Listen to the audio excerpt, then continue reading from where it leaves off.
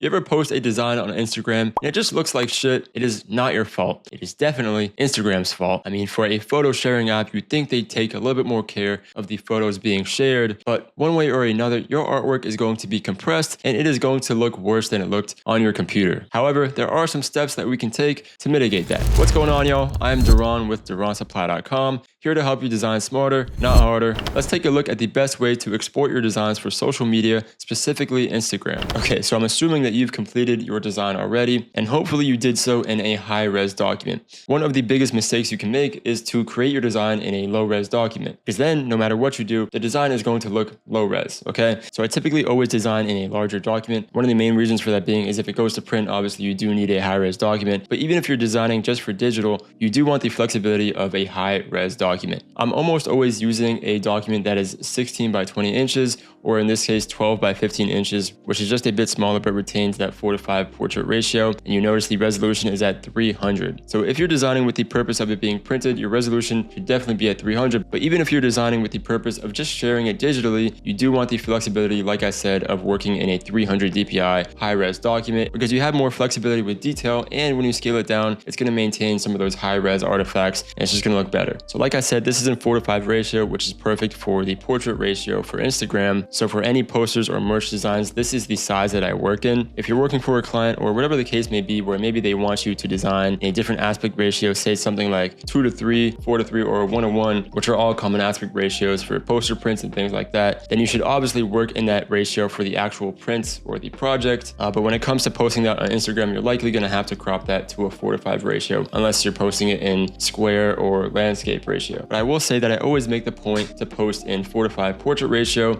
simply because when someone's scrolling through their Instagram feed, that is like the largest it appears on their screen. So that's what I like to do. So if you don't have any of those limitations, I would recommend just doing it in 4:5 ratio. But anyway, once I'm done with my design, I'm happy how it looks. The first thing I'll do is go to File, Save As. I'll choose a location that I want to save this in, and for the format, I'm going to save it as a PNG, and this is going to maintain the high resolution. So we'll click on Save here. It's going to save that as a PNG. This doesn't really matter unless you care about the file size. I just use medium. Now, once I have this as a high quality PNG, let's get this ready for Instagram. So now I'll create a new document with Command N on my keyboard, and I have a preset saved for this, but I'll teach you how to do the same. So change the measurement unit to pixels here. For the width, choose 1080, and for the height, choose 1350. And then we could save this as a preset using this button here. You could just save this as Instagram or something. I have my preset ready for me here. It's called Portrait Format, and now we'll just click on Create. And by the way, if you're doing this in a different aspect ratio, such as square or landscape, I'll just link a cheat sheet for the document size you should use in the description. So now let's just go ahead and drag in the high quality PNG that we saved. We just want to resize this to the document bounds, and to make sure we do that without leaving any gaps,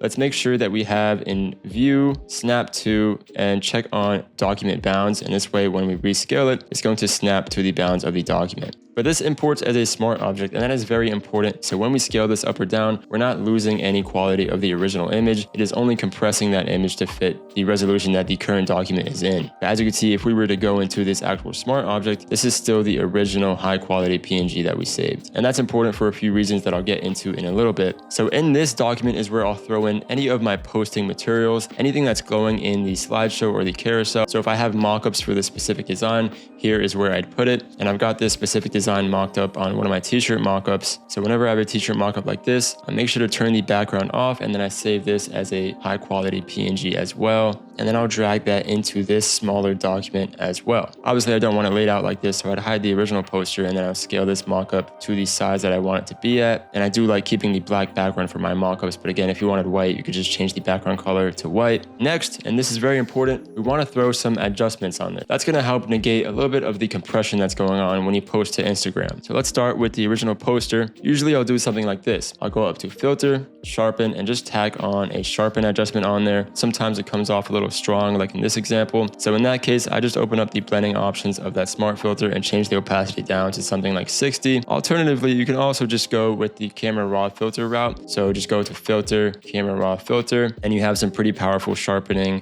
controls in here as well. So you can use this if you want more control over the sharpen that's going on. So here's a quick before and after of that sharpen. And when we zoom in here, it doesn't really look that good, but obviously you can't zoom in as close on Instagram. So you do have to keep in mind that when you're doing this, you're going to be seeing it on a small screen, and everyone's going to be seeing it on a small screen. So I have this blown up on my monitor right now, and it doesn't look that great at this scale, but on a phone, it's going to look better. After I do the sharpening, I'll usually throw on some levels. So I'll do Command L. I'm just going to increase the contrast just a little bit. Usually I like to drag the whites in case they're any sort of compressed, and that just makes the whole thing brighter and also gives it a little bit more of a sharper feel. And I'll bring the blacks in as well just to increase contrast again, which is going to make it feel sharper. So I'll press OK on that. And then finally, I like to add a hue and saturation adjustment layer. So I'll add that through here. You can do that on the poster itself with Command U, and that way it'll register as a filter. But I like doing it as an adjustment layer for a reason that I'll get into in a second here. So I'm going to drag this hue and saturation on top. So sometimes Instagram compression can mess with the colors and saturation a bit, especially reds. So I typically like to go in and just crank the saturation up just a few points. And if I have any really bright reds, like for example, in this design, it's pretty much all red. But even if you have like red accents within your design or something, you can go into the red section and just specifically bump those up as well, or just tweak it to get it looking right. So sometimes I'll shift it a little to the left or to the right to get a deeper hue. And that's just going to help with the contrast a bit. Now we can do something similar with the mockup. We already have the hue and saturation dialed in, but I could just pretty much copy these adjustments to the mockup. So I'll hold Alt on my keyboard and drag the Smart Object Filter effects to that layer. And that's going to copy those filters onto this layer. Specifically for this mockup, I think I do want the whites to be a bit brighter and the darks to be a bit darker. So I'll mess with those levels. Getting that higher contrast with the levels just makes the design feel sharper. Now, typically I like to post detail shots of my work. And that is one of the great things about this method is it makes it real easy. Since these are all smart objects that retain their original quality, I can size this up as much as I want. So if I wanted to include a real up-close display of the texture on this mockup, I'm just going to duplicate that mockup and resize it to fill out my canvas. Around here is good. Let's place that over there. Now I've got a nice detail shot with the texture of the mockup in the background. And again, we didn't lose any quality because this is a smart object. Or if I want detail shots of the poster, it's the same deal. I'll just duplicate that and size it way up to as close as I want those detail shots to be. But now check this out. We're going to open up the layer comps panel, which is a very underrated feature that I'll have to make a separate video on. You can find that in Window and then layer comps. I have mine docked into my workspace right here. The good thing about layer comps specifically for this is that it makes saving batch images very easy, especially when you have something that's affecting all of the layers, like a hue and saturation or a levels adjustment. Rather than applying that adjustment to every layer and saving, we can just keep it in as part of a layer comp. And basically what a layer comp does is once you click on this plus button, it saves the visibility, position, and appearance of all the layers in your document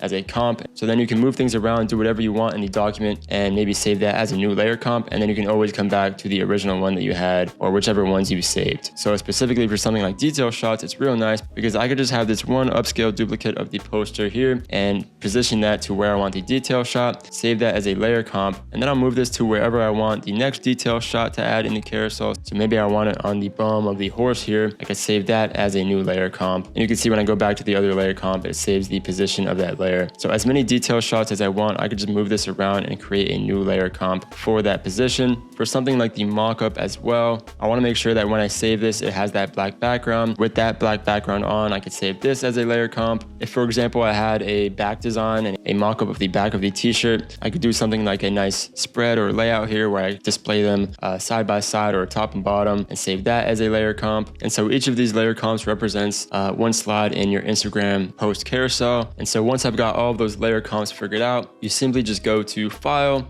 Export layer comps to files, choose the location that you want to save it at. If you want to export all the layer comps, make sure you do not have selected layer comps only checked. For the file type, we're choosing JPEG, and for the quality, we're keeping that all the way up at 12. Then just click run and it's going to save all of your layer comps as a JPEG in whatever folder you chose. Once it gives you this message, you can open up that folder and now you have all of those layer comps saved for your Instagram or social media posts. From here, I just export this to my phone, usually using AirDrop, and you're good to go. Since we already compressed these images, Instagram really isn't going to do much to them, and hopefully your beautiful design shines through. One more thing you want to note. When you post this, you want to navigate to the more options settings right before your post is ready, and be sure you've ticked on upload at highest quality. Hopefully that helped you guys. If it did, be sure to like this video and subscribe for more. And don't forget to check out DuranSupply.com for all kinds of cool design tools and tips, and free design tools like my film glow actions, Xerox and lo-fi actions, free mockups, brushes, textures, and more. Go check that out. I'll see y'all in the next one.